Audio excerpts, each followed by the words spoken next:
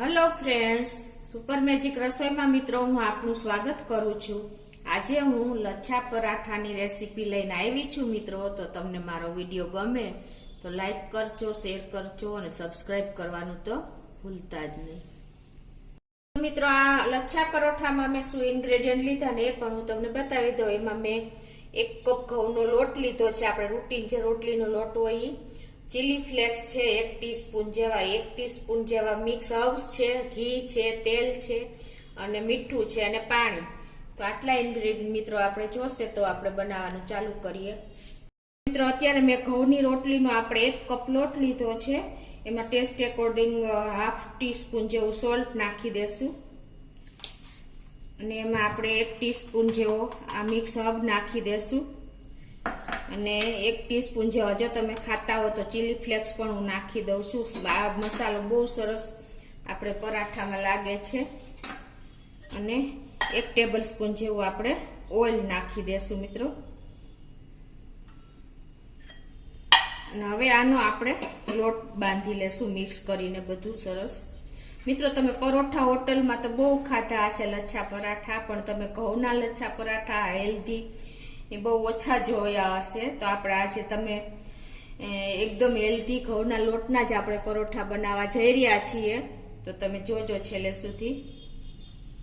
તો હવે આનો આપણે જે પરોઠાનો લોટ બાંધીએ એ રીતે લોટ બાંધી લેશું।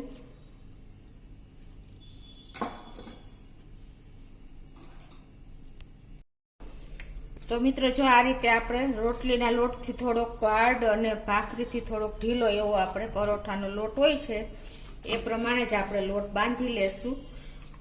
મિત્રો, આમ જોઈએ તો આ મસાલા પરાઠા જ કહેવાય છે, તમે જોઈ શકો છો। હવે આને આપણે 10 મિનિટ રેસ્ટ આપશું ઢાંકીને।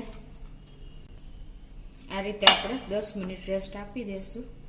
મિત્રો, આપણો લોટ રેસ્ટ લે છે ત્યાં આપણે જે પરાઠામાં લગાવવા માટેની આપણે પેસ્ટ બનાવી લઈએ, લઈ બને જેને કહીએ છીએ આપણે। તો 1 ચમચી જેવો આપણે મેંદાનો લોટ હોય તો એ પણ ચાલે અને ઘઉંનો હોય તો એ પણ ચાલે। અત્યારે હું ઘઉંનો લઈ રહી છું અને એમાં આપણે 1 ટેબલ સ્પૂન જેવું ઘી નાખી દેશું અને આને આપણે સરસ મિક્સ કરી લેશું।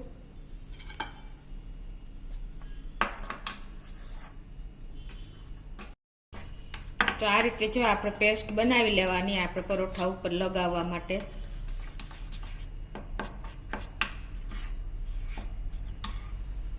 તો મિત્રો, જો 10 મિનિટ થઈ ગઈ છે, આપણે લોટને રેસ્ટ આપ્યો એને, તો હવે આપણે એના લુવા લઈ લેશું। એક સરખા આપણે લુવા બનાવી લેશું મિત્રો। આ રીતે તમારે એક લુવો લઈ લેવાનો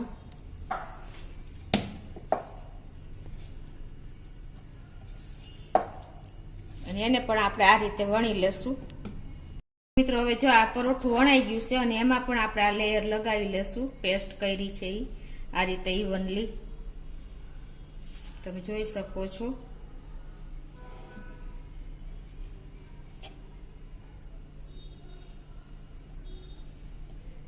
એમાં આપણે થોડોક લોટ સ્પ્રિંકલ કરી દેશું અને હવે એને આપણે આ રીતે ચિપ્સ કરી લેશું, લાંબી લાંબી સ્ટ્રીપ બનાવી લેશું। 2 સાઈડ આપણે બંધ રાખશું ને વચ્ચે આપણે આવી રીતે લાંબી લાંબી સ્ટ્રીપ કરી લેશું। આપણે એકદમ પતલી પતલી સ્ટ્રીપ કરી લેવાની અને પછી 2 સાઈડ ક્લોઝ રાખ્યું છે। હવે એને આપણે આ રીતે ભેગું કરી લેશું મિત્રો પરોઠું।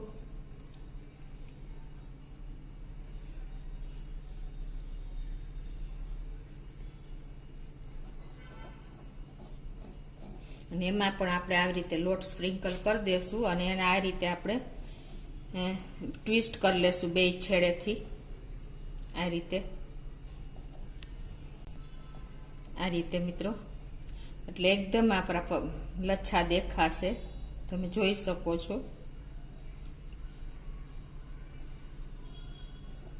હવે એને આપણે આ રીતે આ રોલ વાર લેશું। આ રીતે બધા લુવા આ રીતે આપણે મેં તમને કીધું એમ તૈયાર કરી લેશું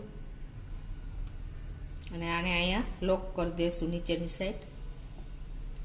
અને હવે એને આપણે આ લુવાને હળવે હાથે વણી લેશું, અટામણ થોડુંક લોટ સ્પ્રિંકલ કરીને.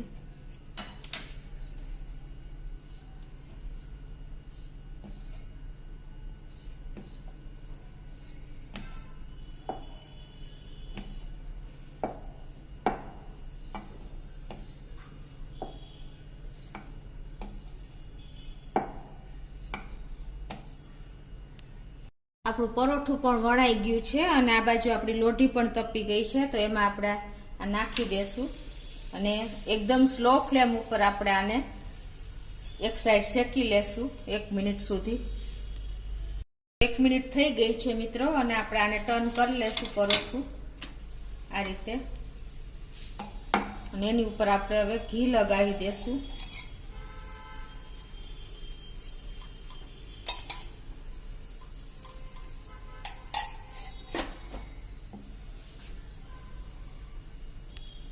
મિનિટ થઈ ગઈ ટર્ન કર્યું એને. હવે એને આપણે પાછું ટર્ન કરી લેશું અને બીજી સાઈડ પણ સરસ લગાવી લેશું ઘી.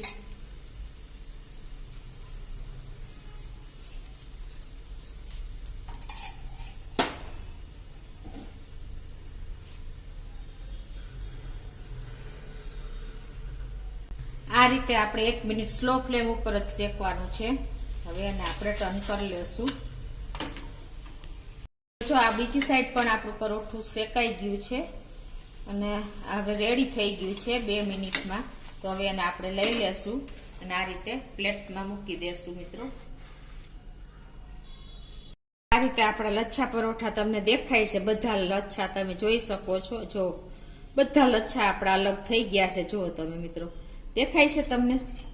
જો આ રીતે આપણા બધા લચ્છા પડી ગયા છે અલગ અલગ, તમે જોઈ શકો છો. જો એકદમ બધા પરોઠાના લચ્છા આપણા અલગ અલગ છે મિત્રો. તમને હાથમાં લઈને પણ બતાવી દઉં. જો તમને ખ્યાલ આવી જ જાતો હશે કે બધા લચ્છા દેખાય જ છે. તો આ રીતે તમે એકદમ ઈઝી રીતે તમે ઘઉંના લોટના લચ્છા પરોઠા એકદમ ક્રિસ્પી સોફ્ટ અને એકદમ બાર જેવા જ બન્યા છે મિત્રો. તો તમે ચોક્કસ આ રીતે ટ્રાય કરજો મિત્રો. આ રીતે આપણે બીજું પણ બનાવી લઈએ.